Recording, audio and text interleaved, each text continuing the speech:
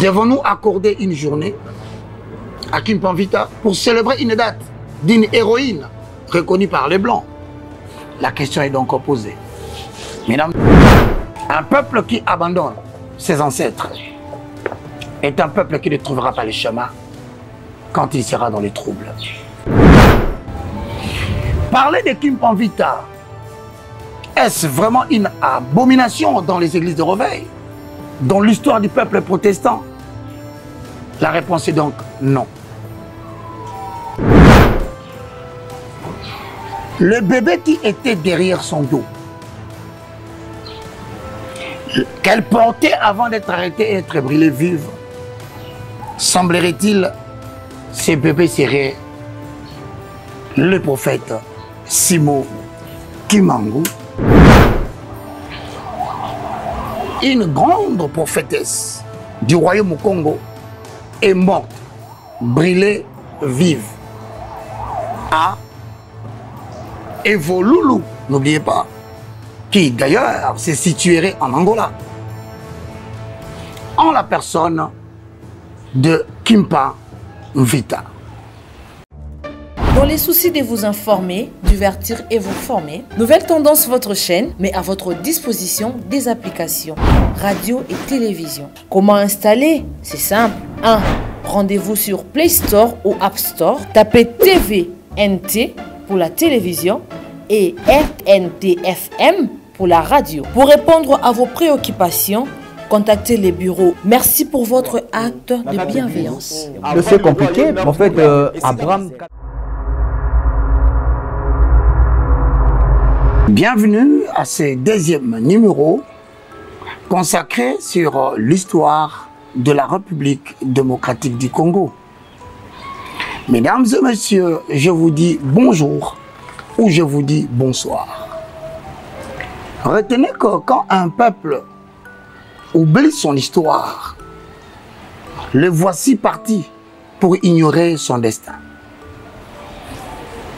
Un sage a dit, il viendra une période où l'histoire du peuple africain sera écrite par des Africains.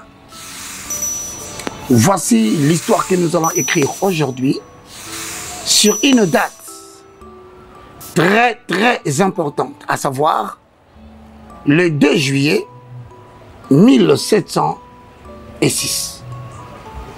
Mesdames et messieurs, faites attention à ce que vous allez écouter, car c'est très important pour vous permettre de comprendre quel est ce grand pays que vous appelez la République démocratique du Congo.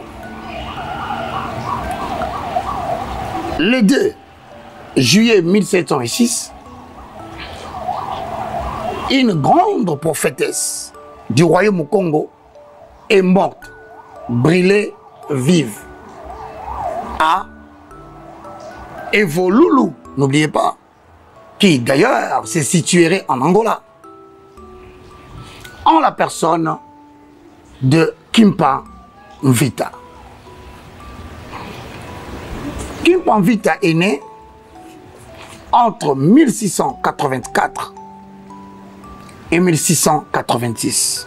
Comprenez que exactement la date de sa naissance n'a pas été bien précisée.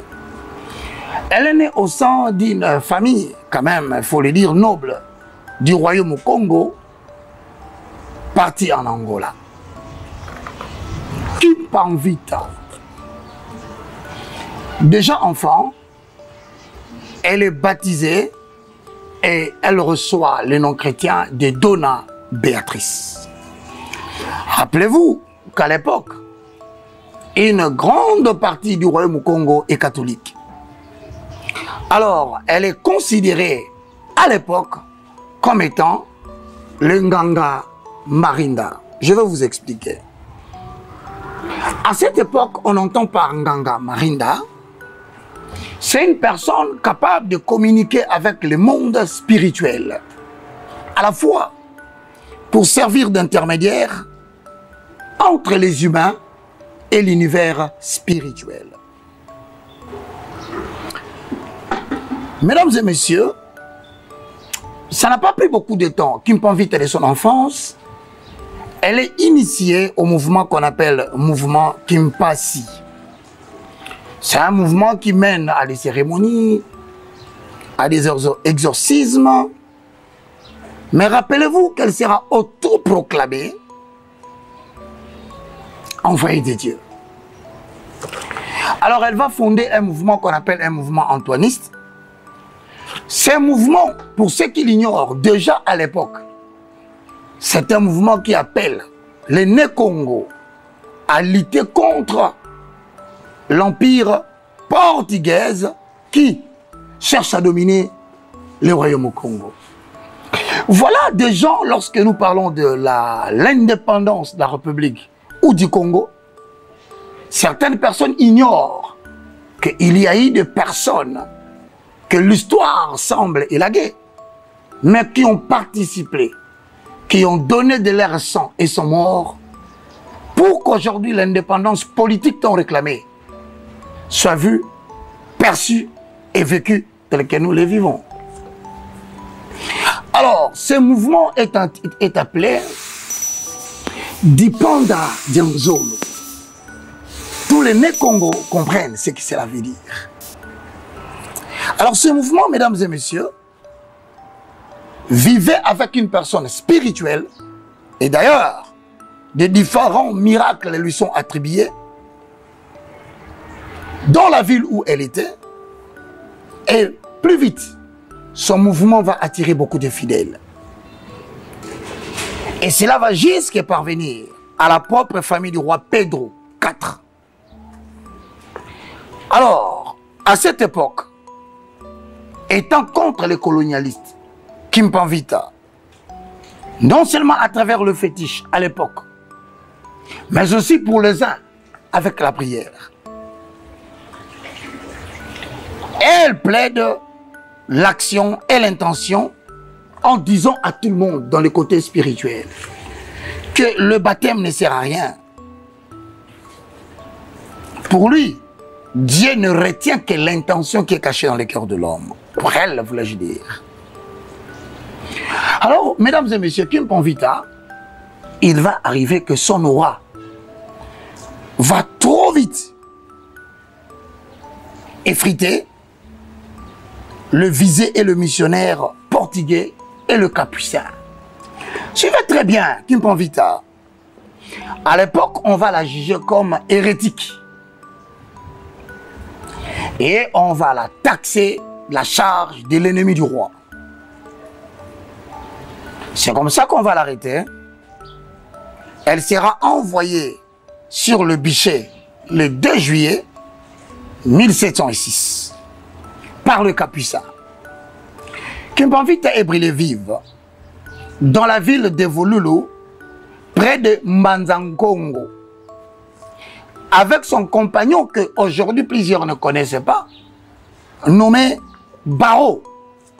Retenez ce nom et retenez toujours par cette histoire que Kimpavita avait derrière son dos un bébé qui semblerait-il, selon les uns et les autres, ce bébé n'était pas brûlé. Alors des Européens vont la surnommer la Jeanne d'Arc du Congo. Alors face à ces destins aussi mystiques que funestes, Kimpavita inspira plusieurs mouvements nationalistes dans le pays et au-delà des frontières du Congo. Mais malheureusement, après sa mort, Kimpavita va mourir et son mouvement va connaître une répression terrible et tous ses adeptes furent réduits en esclavage. Bon, alors, il semble qu'avant sa mort, Kimpavita, elle a prophétisé la venue de Simon Kimbangu, qui selon les Kimbanguistes, autrement dit, disciple de Simon Kimbangu, ou membre de son église, le bébé qui était derrière son dos, qu'elle portait avant d'être arrêtée et d'être brûlée vive, semblerait-il, ce bébé serait le prophète Simon Kimbangu, que nous venions d'aborder dans notre première partie. Le saviez-vous? Mesdames et messieurs, pouvons-nous aujourd'hui créer une date et réclamer au même titre que le bébé, selon les uns, qu'ils ont constaté, d'après les signes et les manifestations du prophète Simon Kimbangu, c'est comme ça qu'ils ont identifié la prophétie de Kimpanvita. Alors, si l'on reconnaît que Simon Kimbangu est un prophète envoyé par Dieu pour sauver le peuple africain, particulièrement, je disais le peuple noir et le peuple congolais, devons-nous accorder une journée à Kimpanvita pour célébrer une date d'une héroïne reconnue par les Blancs? La question est donc posée. Mesdames et messieurs, vous avez retenu que le 2 juillet 1706, une grande prophétesse a été brûlée vive. Parler de Kimpanvita, est-ce vraiment une abomination dans les églises de réveil, dans l'histoire du peuple protestant? La réponse est donc non. Un peuple qui abandonne ses ancêtres est un peuple qui ne trouvera pas le chemin quand il sera dans les troubles. Mesdames et messieurs, c'était le moindre de tous, l'évangéliste Roger Baka, l'histoire de la RDC. Encore une fois, retenez après moi, retenez des années après moi, Kimpanvita, avec son mouvement d'Ipanda, Dian Zulu, doit être considéré comme une patriote qui a donné sa vie pour l'indépendance politique dont nous avons abordé la dernière fois et que nous aborderons dans les jours à venir. Je vous dis un grand merci. Suivez le prochain numéro. Au revoir.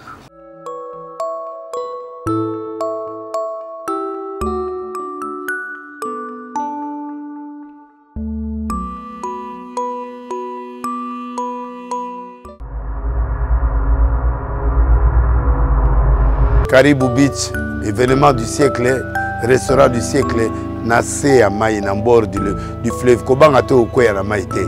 Kuna to lia cadre na biso asika. Ngamu na onza prière d'ouverture. To zalawana, moi sika liboke, otala mwamba Maï, otala mwamba ndakala ndenge zo sauter, olia kimia ezakuna. Donc ba surprise ebele za ouverture les salima samedi à partir de 10h bo zalawana. Zala week-end, tenir un week-end, Zala à l'aise. Tout Zala on a et à l'endélé. Félicitations. Merci. Na initiative à Boye parce que bisous de Zabo et toi, souffrance y a au point d'abisika. Faut que tu abisiko to ebike au lait ou regretter au sa makamuna. Nzamba pa mola bino to kutana samedi. Oyo. Toza lelo oyo samedi oyo. Et bozangate 10h déjà bozo place. Nam na sa prière après na olia langa Nzanda ya kotumba ngana olia Nzanda liboki Zambe azwa lokumu. Bonne fête pour ceux qui viendront parce que nous allons passer des moments agréables, pétage. Dans les soucis de vous informer, divertir et vous former, Nouvelle Tendance, votre chaîne, met à votre disposition des applications, radio et télévision. Comment installer? C'est simple. 1. Rendez-vous sur Play Store ou App Store. Tapez TVNT pour la télévision et RNTFM pour la radio. Pour répondre à vos préoccupations, contactez les bureaux. Merci pour votre acte de bienveillance. C'est compliqué, en fait, Abraham... Tango nyonso molinganga nazalaki komona baninganga na baboti na bango nanga baparent baza te vi nanga pasi. Est-ce que kokufela baboti eza lisumu? Kozanga baboti est-ce que eza lisumu? Voilà, na kopesa bino message. L'orphelinat Christ rédempteur et ana posa lisungi na bino. Tala musala munene zo sala pona bana.